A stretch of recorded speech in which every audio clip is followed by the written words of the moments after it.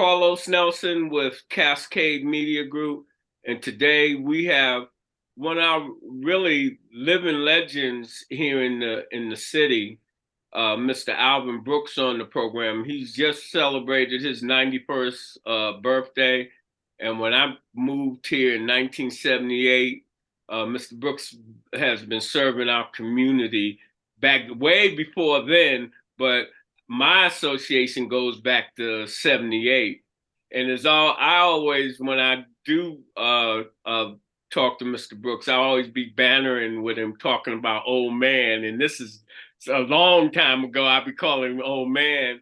Uh, and what he has done, I characterize, this is Mr. Nelson characterized, as a thankless job. He's been in the front line for our community, and a lot of people have different opinions about Mr. Brooks. But as I told him one time when one of my nephews died, but when you need to get that funeral paid and you need to get these things done, you be bringing Mr. Brooks up. So without any further ado, Mr. Alvin Brooks. Mr. Nelson, Mr. Carlos Nelson, good afternoon to you, sir, on this beautiful Friday. I'm looking out here over my backyard. I see the squirrels and the birds and a couple of deer out there and some pond fish out there in the little pond. And I'm just, hey, what can I say? I'm blessed. Every day is a blessing. And I always remember that. And I say good morning to God and good night to God and thank Him in between.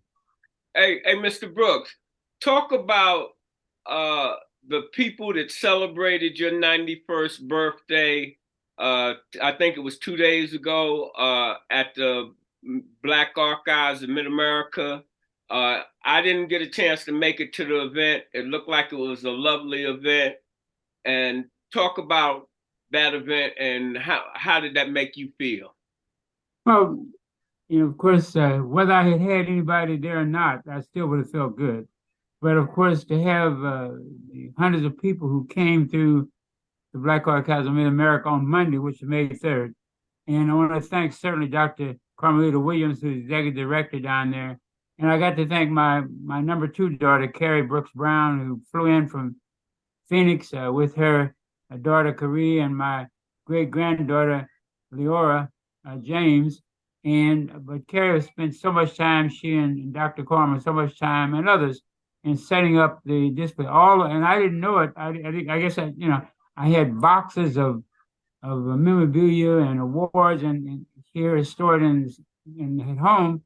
And Carrie snuck all of them out, and they're all in display down at the Black Archives of America now. And I've got to make sure that somebody picks them up and get them back home, get my stuff hung back up. But it was a great moment. It was open to the public. Those who contributed in terms of food and drink, and just a great time. Congressman Cleaver and came by on his cane. And I noticed that in the picture. Yeah, but he came by and others. It was just a broad cross section of Kansas City, and actually some folks over across the river in Kansas City, Kansas. A number of people. And surrounding areas, whether it's Grandview and Blue Springs and Lee Summit and Raytown, Independence, Liberty. But it was a great moment for me, and I just thank God for them. And Carrie asked me, my daughter asked me. Well, I have 5 daughters. Estelle, who's the oldest, and then Carrie, and then Rosalind, and then Diane, and the baby girl who is Tamisha. And of course, Rosalind and Tamisha are in Atlanta, where I'll be leaving on Sunday to go have 2 grand and a great grand that are graduating, and Estelle and Diane are here in Kansas City, and Carrie in Phoenix. But it's we're a close knit family.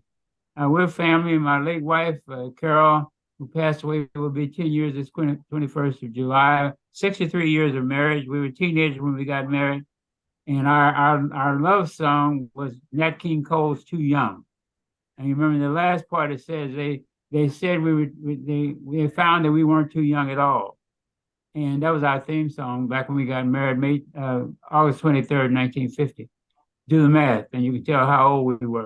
If Yeah, I I just know, cause I'm born in '51, baby yeah, boy.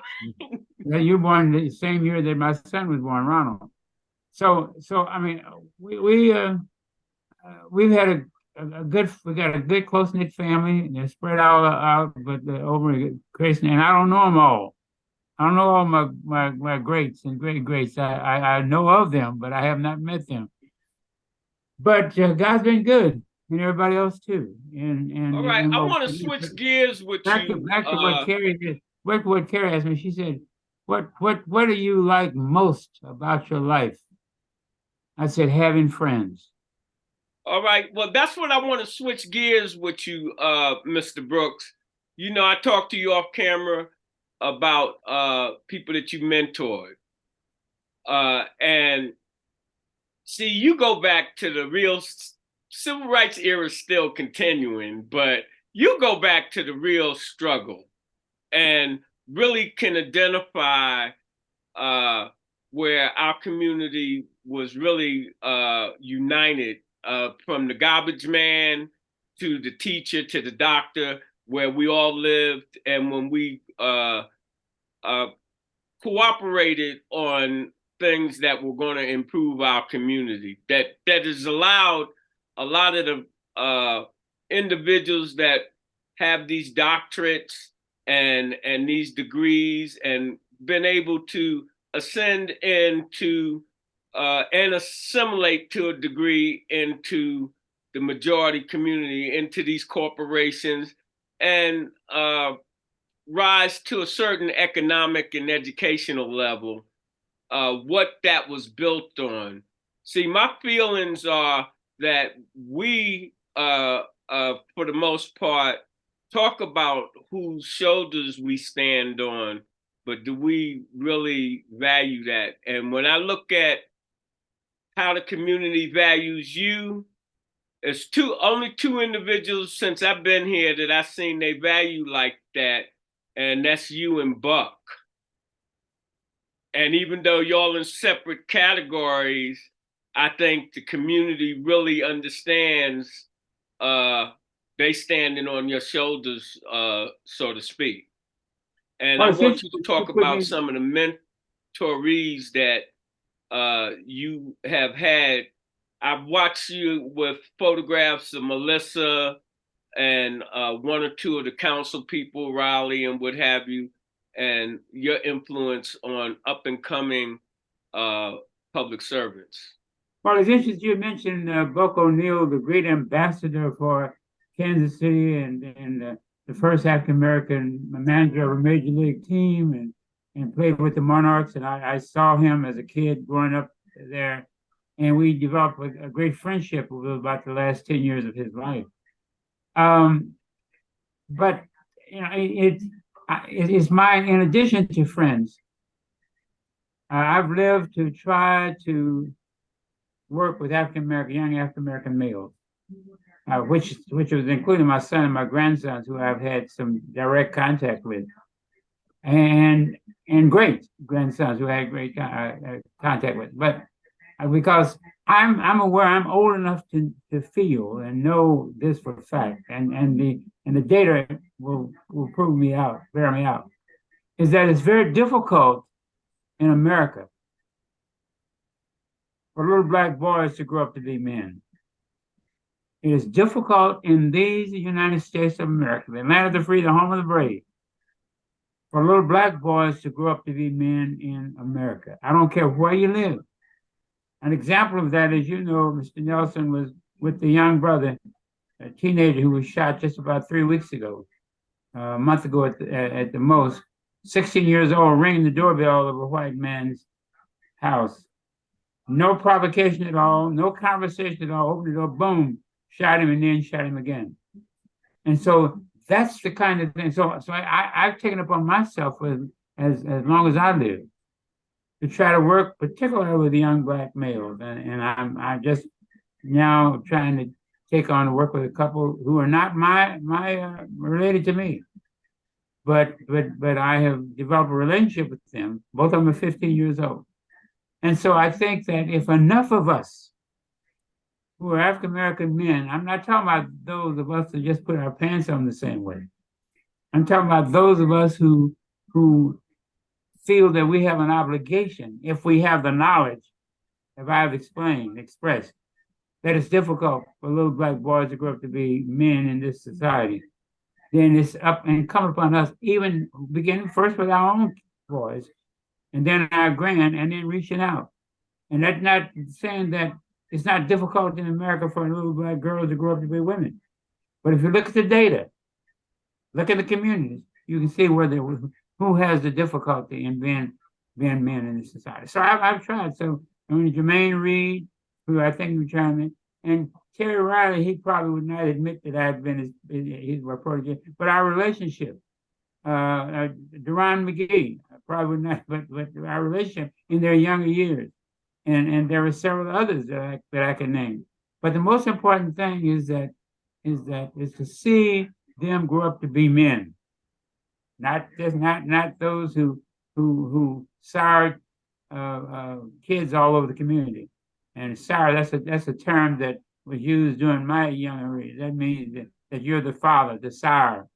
And some of your viewers may not understand that, but look it up in the dictionary. What does it mean?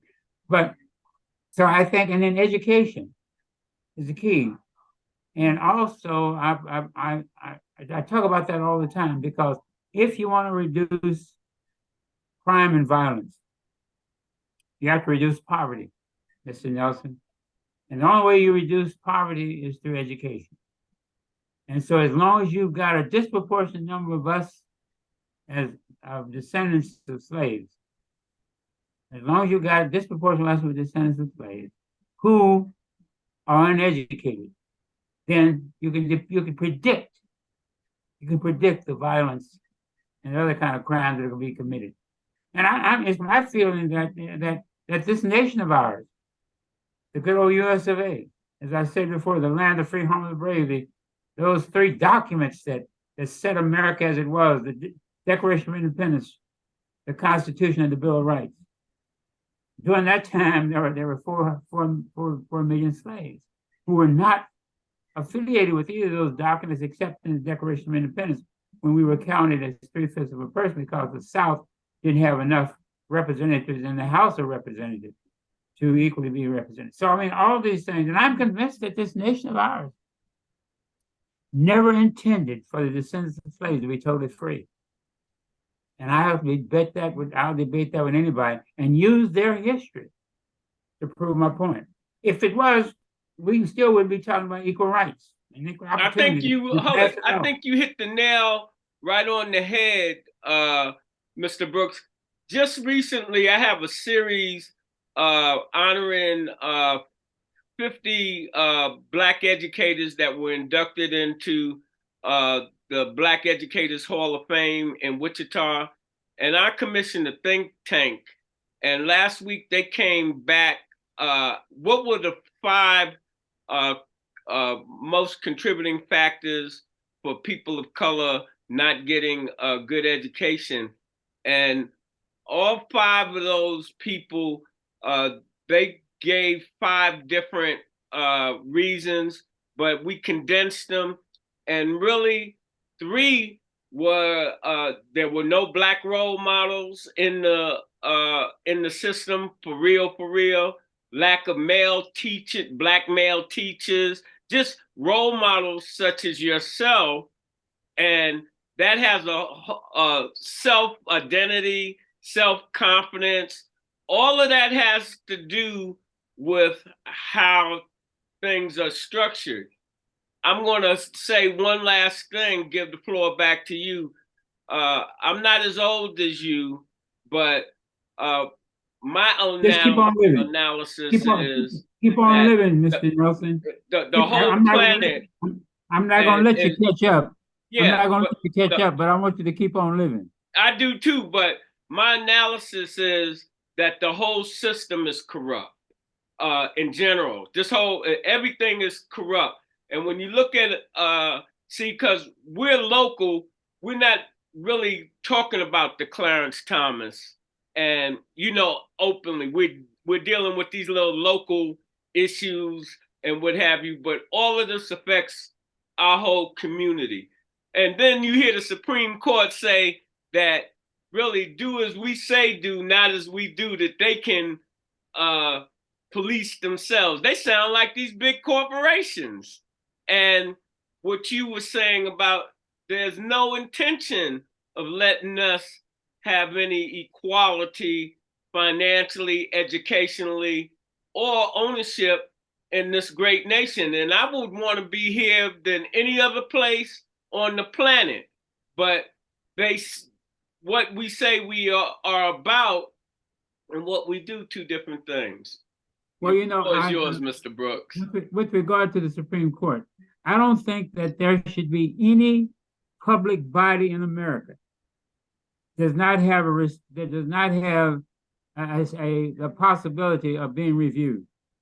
If it's for the people, if it's for the people, by the people, and all that, the Supreme Court ought to have an oversight group also, and of elected officials who regardless of who they are, but to let them. Plus, I don't think they ought to serve for life, and plus, I don't think they ought to be so partisan that you can predict what the outcome is going to be.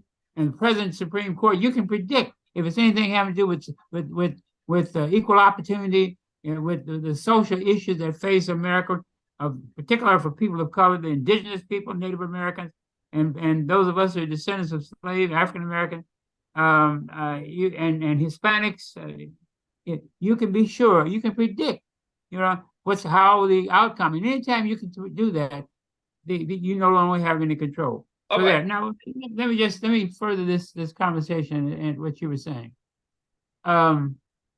We've got an obligation as a people of descendants of slaves to first of all recognize that we do have issues, and I don't care how high you can be. You can be at that CEO of the largest corporation. You can be a member of the Supreme Court. We got at least one member of the Supreme Court who's committed to freedom and justice and equality.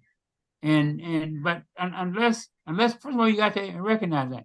What I hope and pray for, and I doubt if it ever, only God knows, but I doubt if it'll ever happen, is that America will apologize. And you know, right now what's going on in the United Kingdom, right now, that there are those are saying that the United Kingdom used to say that the sun don't set on the British soil. On the British Empire. They colonized all of like America. I mean, America wasn't able to do it because we were in the beginning stages also. But because they need to apologize. America needs to apologize to those of us who are descendants of slaves for the sin that their ancestors committed from 1619 up until today. I was just getting ready to say, there's no apology coming, Mr. Brooks. Look at Haiti. Haiti's the only one that they couldn't conquer, and they say, right. you still gonna pay. Yes. Today. Right today. One of the poorest countries. Yeah, because they're like, they couldn't get their grips in, and hey. Because Napoleon and Toussaint Louverture, Toussaint Louverture stood up to Napoleon, and they could not colonize them. But the thing of it is that unless you understand the history, and you see, capitalism did not start in the 17th and in the 18th century. Capitalism started in 1619, when those 20 slaves were brought from West Africa to these temperate shores. That's when capitalism started, and not 1776. That capitalism, you know, you get very rich if you don't have to pay your workers. And this whole nation was built on the backs of our ancestors. That's why they don't want to teach history. This nation owes us. This nation owes us. And I won't live, and you won't live, and I wish you well, my brother Nelson. And I hope you live to be 125. I know you're not going to live as long as Methuselah, 696 years, but at least Moses, you know, and that. But all I'm saying is this: unless this nation recognizes the damages done to the social, political, economic, and mentalness, if you will, of a people, it'll never give total freedom to it. It'll never do it. It will not do it. It will not do it. And so I'm going to continue until my last breath is to say to America that you have to first admit of the sin that your ancestors committed. Now, here's another thing, Brother Nelson. If my theory is true, and it is, about this nation, who are the beneficiaries of this structurally racist system? It ain't us. So the beneficiaries of this structurally racist system are those whose ancestors enslaved our ancestors, and need to be recognized. They need to be recognized. It cannot be recognized. That is why in our educational system they don't want you to teach history. And we're going to close out, but from my perspective, ever since the 7th century, Europeans have controlled 100% of all forms of communications.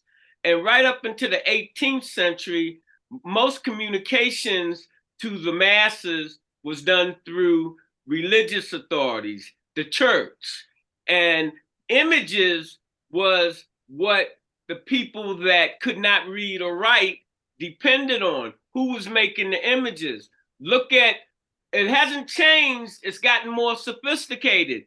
The images that our kids see of themselves, they copy with the jewelry, the hanging pants, and all of that. I don't think our leadership, especially here in Kansas City, understand the importance of digital communications and so forth. Owning your own platforms and owning your own businesses where you can express yourself without any edit. And we've had a lot of progress, and I know it's got to have been frustrating for you because progress is like molasses when it comes to civil rights. And I get so frustrated at different times. Very slow, very slow. But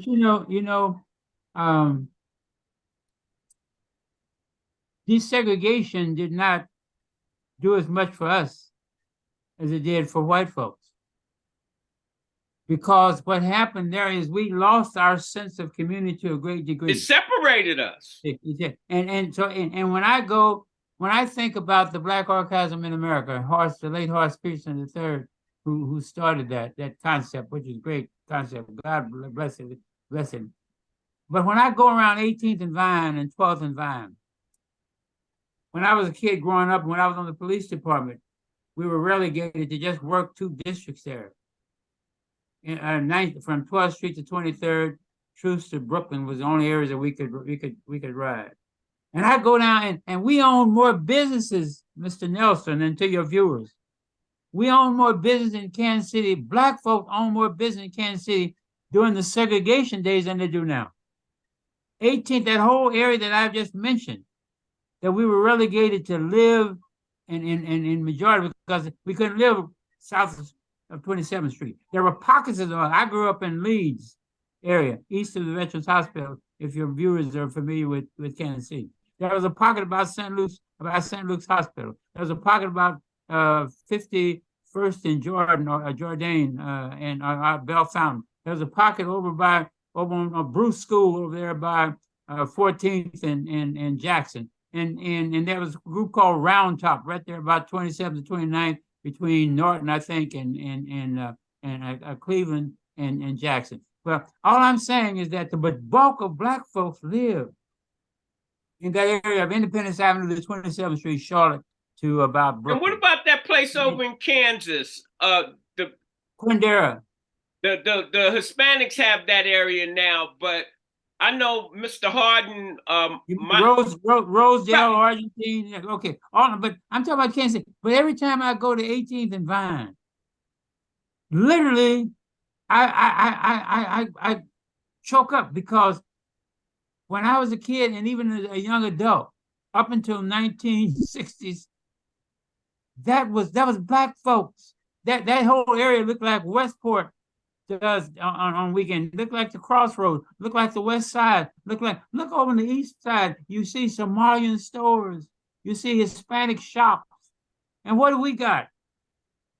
And we have to realize. Listen, my mother, my late mother, Estelle Brooks, told me. She said, "Baby, you got to. There'll be times in your life when white people will say or do something to you that you can't do anything about because you're black. But at least be man enough to let them know what they're doing to you and how you feel about it. And we need to be doing that from the top of the CF or the CEOs and all. We need to say that in the pulpits. We need to say that in the educational system where we are in dominant numbers. That things are wrong, and we need you, white America, to understand the wrong that your ancestors did, and now reach out and help us, because we only represent 14% of the nation's population of 330 million people. We don't have that kind of power. Our Hispanic brothers, our Jewish brothers, our Native American brothers, and those of us that citizens don't have enough power to change America to make it the land of the free, the home of the brave. To don't go back and revise what Thomas Jefferson said in 1776. We hold these truths to be self-evident, that all men, white men, are created equal and endowed by their creator with certain inalienable rights. Among these are life, liberty, and pursuit of heaven. 4 million slaves when that was done. And when they met in 1787, the First Continental Congress in Philadelphia, to form a more perfect union. Maybe that's why the Liberty Bell cracked, because they knew that the nation was not perfect and wasn't even moving towards perfection. And then with the Bill of Rights, there's 10 of those. None of them, all the freedom of speech and freedom of religion and Second Amendment, all that had nothing to do with us as descendants of slaves. Slaves at that time, and now descendants of slaves. So unless America, first of all, black folks got to realize where we are as descendants of slaves and talk about that. Education, the pulpit, the only free institution in African American communities is the black church. And we need to be talking about, the preachers need to be preaching about that. It needs to be taught in Sunday school. And the church used to be a part. It was a place where if it hadn't been the church, we never would have gotten anything good on civil rights. But we've gotten so good now that we talk about what Paul said to the Ephesians or to the Corinthians and all that. And I heard Dr. Howard Thurman, a great black theologian of his time and even of this time. I was at Howard University. I heard him say that he can count on one hand the number of services that he's heard. He didn't use the word come on, Brooks. Sermons. I'm sorry. That the number of sermons that he's heard where the preacher preached to the man with his back against the wall. And if you go to church, and how many times do we go to our African American churches? I don't care which denomination it is, from Pentecostal to AMEs, CMEs, and United, the Methodists, and all that. But the majority, how often do you hear the preachers tying into what Jesus did or God said to what's happening to us as an African people, descendants of slaves? Challenge me, if you will. Well, let's talk about that. On that note, let me say this. I feel that over the last 30 years, 3 decades, a lot of the ministry, instead of the shepherd taking care of the sheep have been taking care of the shepherd. And I think more people have fallen in love with capitalism and money and some of the worldly things. And that's what I was saying about whose shoulders we stand on. You seen that the money and all of that don't really mean nothing at the end of the day. Coming your lifetime for what you wished you had from the time you were young to you seen it all crumble go back to saying, no matter what the style was or what the flavor was, what was really important. And the things that you have mentioned over the last 35 minutes, that freedom of speech, freedom of choice, uh, Black people enjoying what uh, the majority community say this country is about. Yeah, What would you have to I say in want your closing words? brother Carl Nelson, thank you for inviting me on with you this beautiful day. It is a beautiful day. I talked to a group of Black kids early on this year, and it was raining and cloudy, of course, if it was raining. And I said to them, "The sun is beautiful, isn't it?" And they looked at me and started snickering. I said, "I'm gonna say it again. The sun is beautiful, isn't it?" And they just snickered and everything. I said, "Just above the clouds." And that's what you have to do, young brothers and sisters, is regardless of what it's doing down here, keep your head just above the clouds, and the sun is there. I want to add you to our list, Brother Nelson, and all other African American men and boys that might be viewing this interview.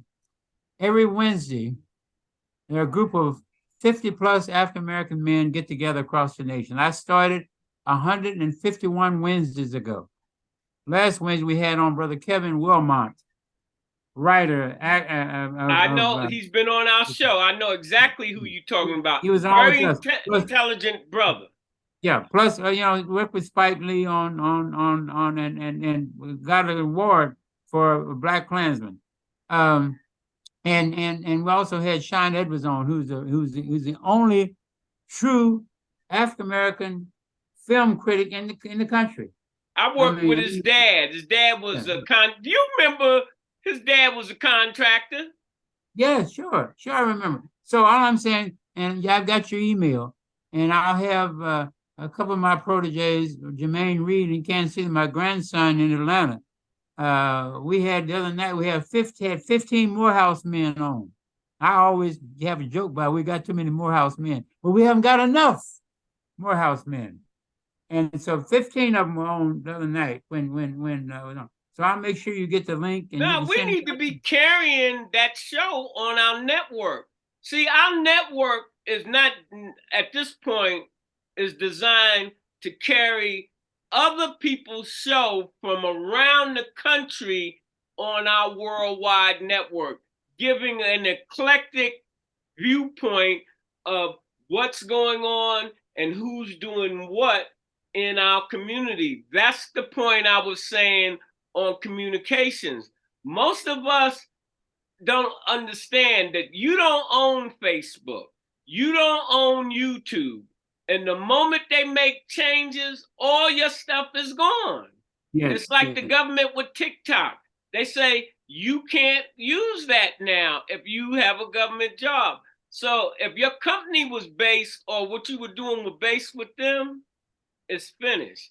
We'll talk about that. Let me close with this. At 91, if I can remember this poem. There's a dream in the land with its back against the wall. But mother's name and strain this dream is sometimes called. There are those that claim this dream for theirs alone, a sin for which we know they must atone. Unless this dream is shared in common like sunlight and like air, this dream would die for lack of substance anywhere. This dream knows no frontier or tongue. It knows no class, no race. But this dream could not be held secure in any one locked place. But today, this dream is in battle with its back against the wall. But to save the dream for one, it must be saved for all. Langston Hughes, 1964. Love you, my brother. Same here. And as we always close, when you invest in your community, you're really just investing in yourself. Good day. The program is brought to you by the Kansas City Business Association.